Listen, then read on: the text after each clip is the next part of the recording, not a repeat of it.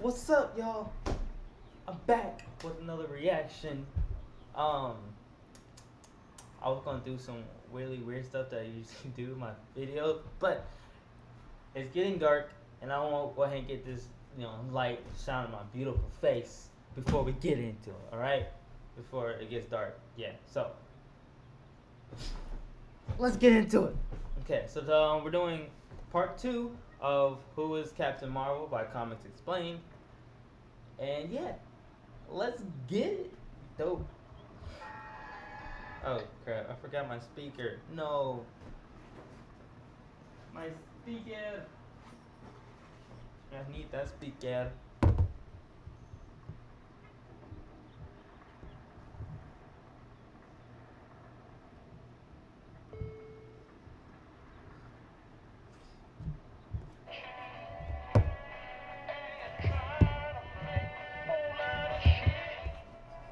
Let's go.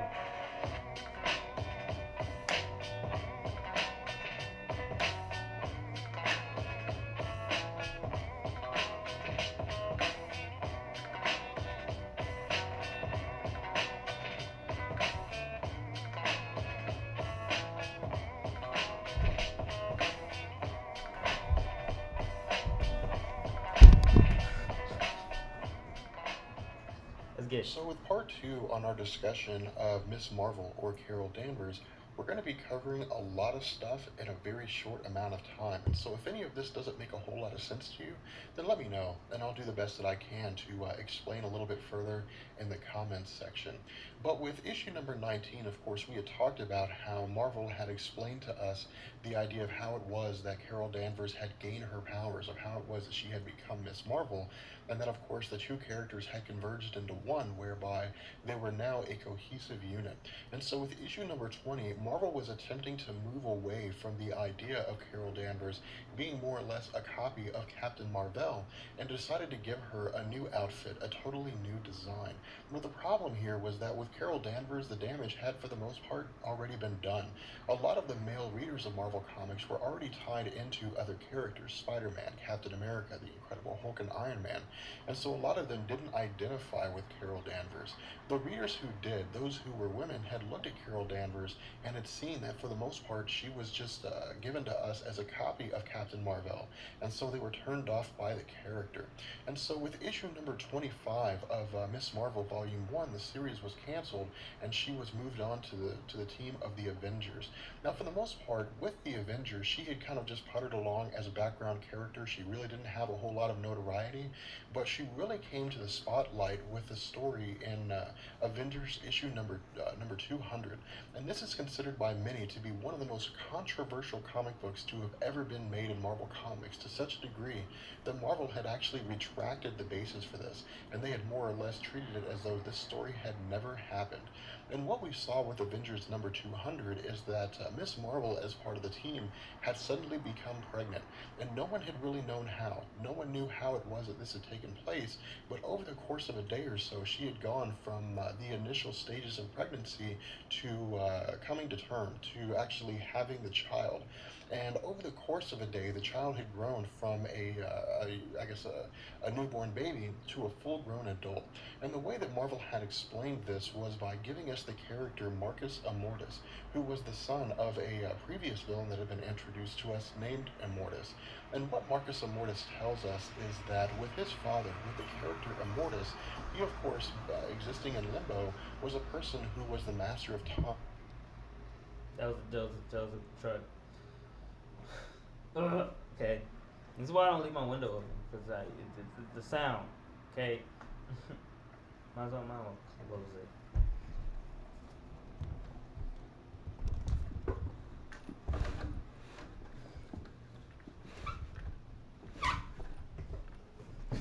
All right. We're back. I had to close the window a little bit because it was too loud. Okay. I need the sound. but by virtue of his location and his powers, time didn't really exist, and so he had simply just existed endlessly. But along the way, he had come to this understanding that he needed more in his life, that he needed some kind of a purpose. And so what he did is he had taken a woman for his own, a random person that he had found, and with the two of them had conceived Marcus Immortus.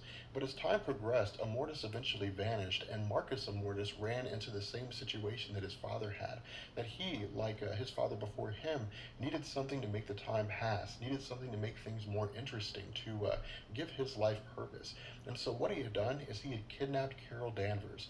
And when he did, he had used the combination of his father's technology as well as some abilities that he had inherited to effectively woo Carol Danvers, to manipulate the very facets of time, to create, or I guess to bring beings to her like William Shakespeare. And so the whole basis of this was to get her to fall in love with him, which she did, and the two of them conceived. But the whole basis of this conception was rationalized by. Wait. Wait. Okay, so apparently, if you didn't understand that, what I got from it was there's this dude called Mortis. He got bored with being eternally alive, right? And then he found a random woman, and that random woman happened to be Carol Danvers. And he picked her up, took her to his area, his non-existent time area, and he they had intercourse. She had a baby. The baby was Marcus Mortis or something like that. And then he grew up within like a day, right? He grew up so quickly, right? And then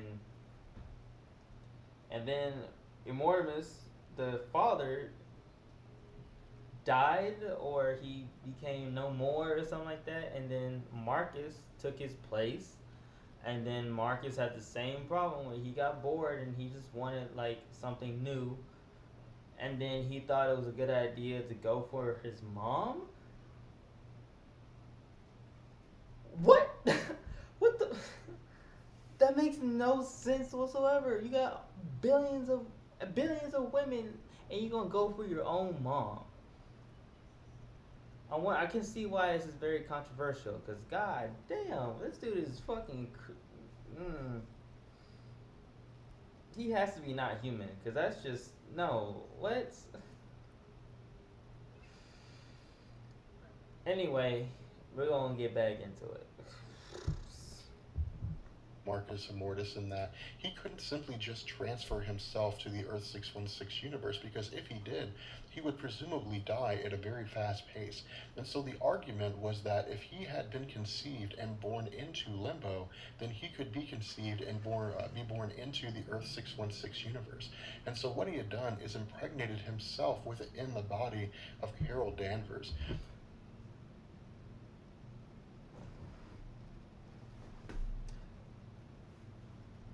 I'm sorry, what? So just because he didn't want to live there forever, he wanted to live like a normal human or something like this. So he broke all laws. He broke all laws of everything, and just decided to turn himself into a baby and put it in Carol Danvers and send her back to Earth 616.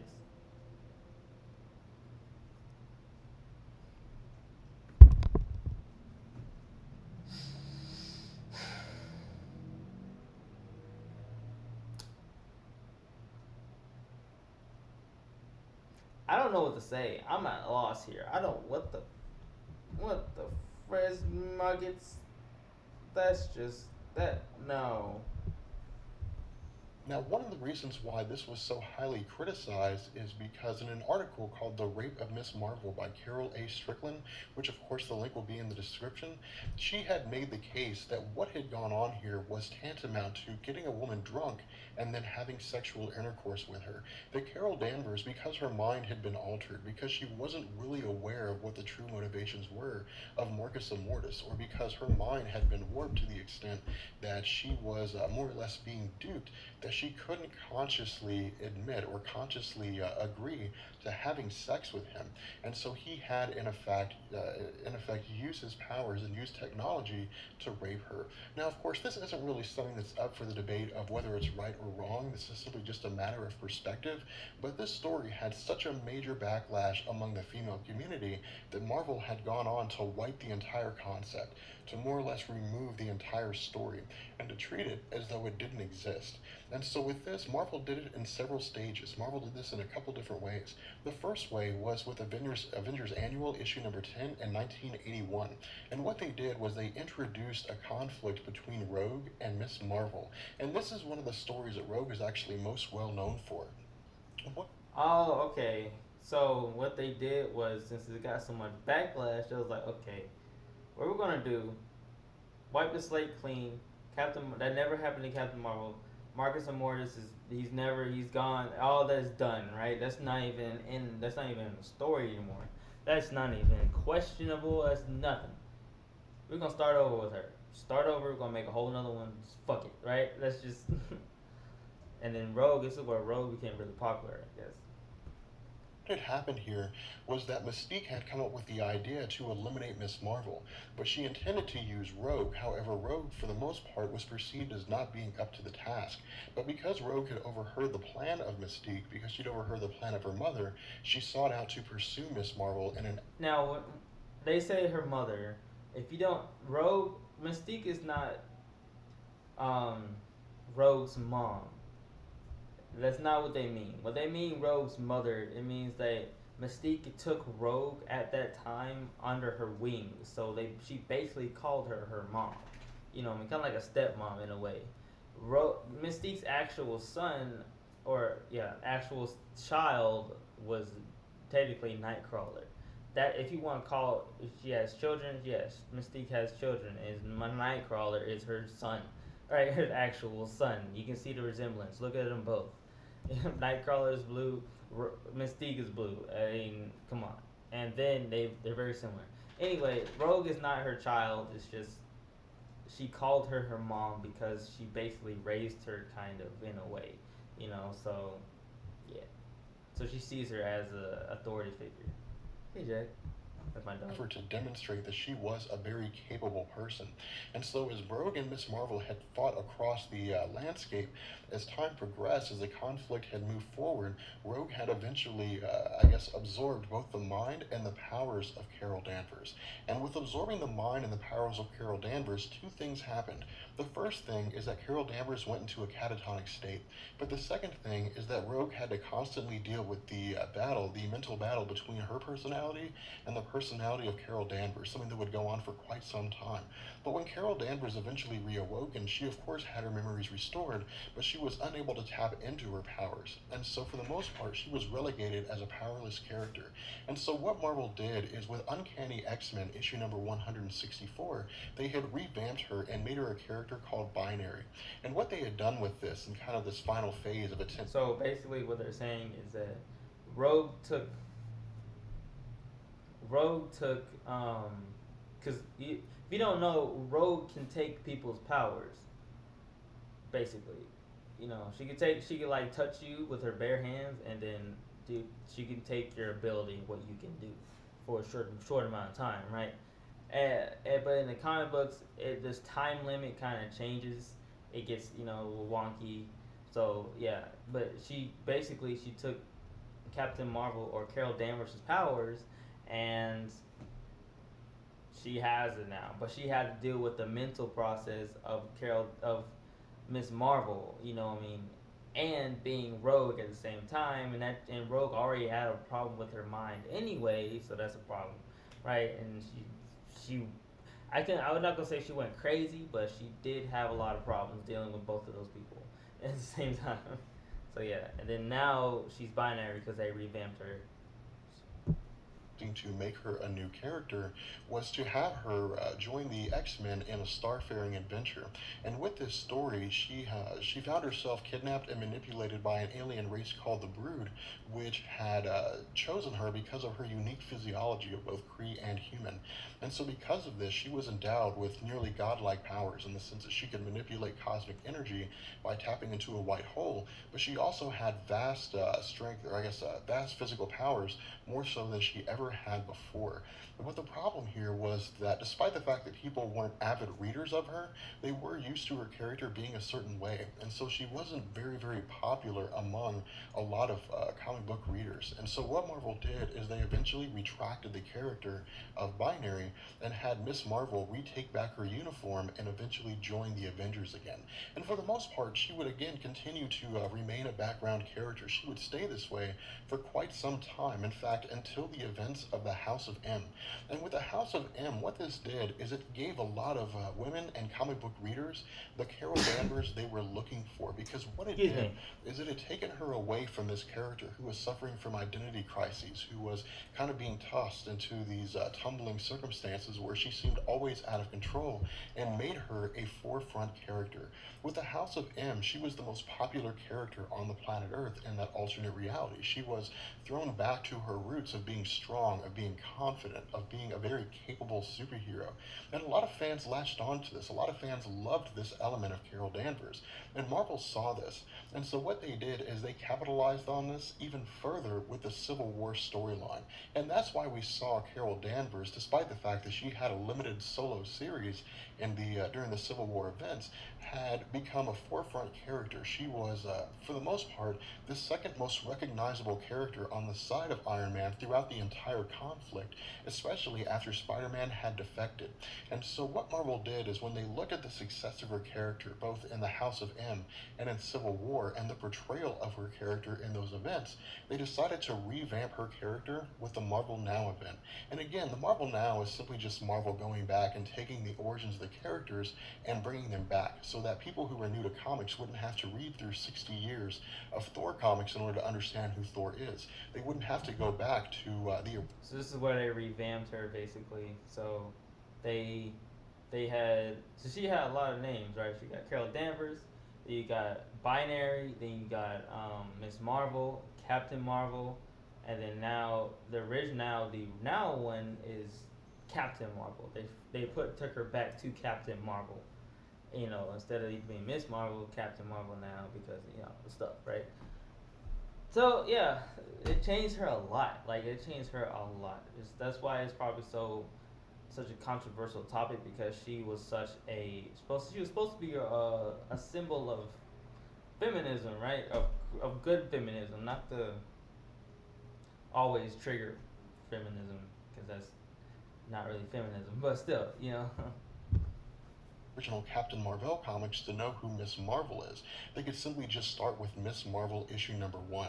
And that's what they did with Marvel Now. Except what they had done with this comic is they had introduced the idea of Carol Danvers becoming Captain Marvel. And the way they did this, I think, was really intelligent and was really, really unique. They had Captain America, of all people, pitched the idea to Carol Danvers. Carol Danvers initially didn't actually want to take over the role of Captain Marvel.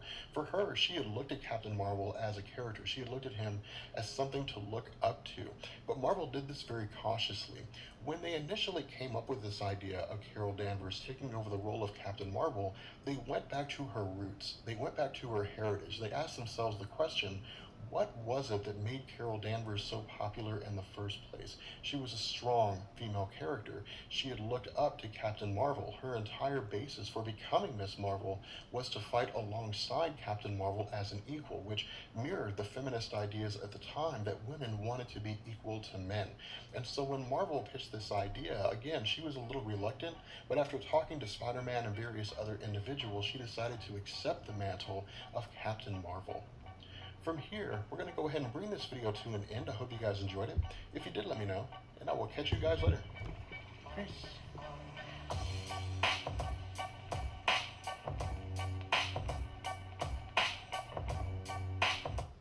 Well, there you go, guys. The origin story of Captain Marvel. or AKA Carol Danvers.